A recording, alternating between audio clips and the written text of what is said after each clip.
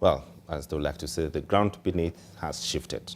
But so what next after the government's concessions to significant issues in the Finance Bill 2024? That is the question being raised, as according to the National Assembly's Finance Committee, the target in additional revenues for the 2024-25 financial year still remains 302 billion Kenya shillings.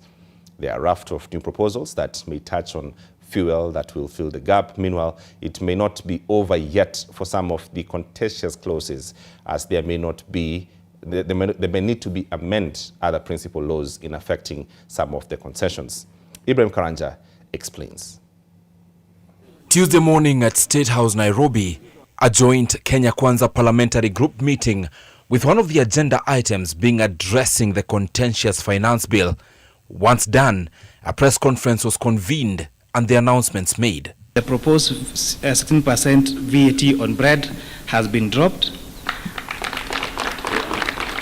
To support, again, on reducing the cost of living, we are doing something about vegetable oil so that we do not make it expensive for Kenyans.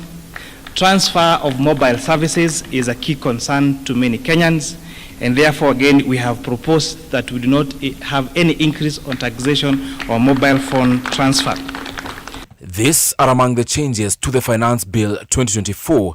The Kenya Kwanza administration has framed the decisions as: we have listened to the view of Kenyans. While this is meant to offer relief, there is more that lies under what the Ruto administration terms to be good news. What is key to consider is what was not said at the press briefing. This has left many with questions, as there is the possibility of the ruling party giving using one hand and taking using the other.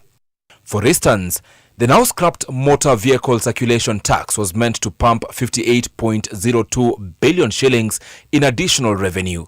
Its scrapping therefore could mean either an increased budget deficit by that 58.02 billion shillings or the reduction of expenditure by the same.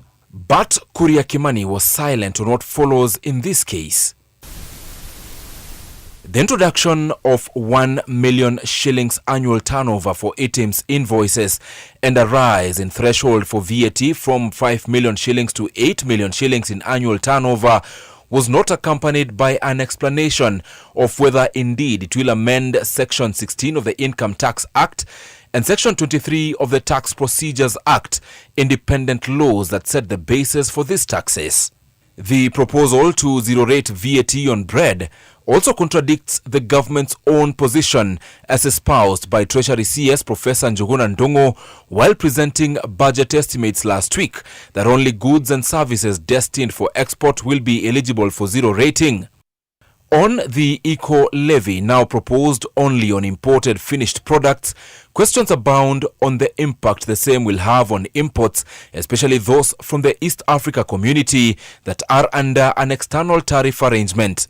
But it would appear that in making these concessions, the government was giving out using one hand while taking using the other. This informed by the still standing and unchanged additional revenue target of 302 billion shillings. Some of the counter targets made include the proposed increase of the fuel levy by 7 shillings per litre to 25 shillings from 18 shillings, the proposed increase of import duty to 3.5% from 2.5%, and the increase in rail development levy. By effecting these proposals, the government would have in effect still raised the targeted additional monies still through increased taxes, yet through avenues and laws with much less contention as the Finance Bill 2024. So while hailed as a concession by government to retract on the Finance Bill 2024, more light needs to be shed on the silent but salient counter-proposals as the push against an increase in cost of living maintains momentum. Ibrahim Karanja, NTV.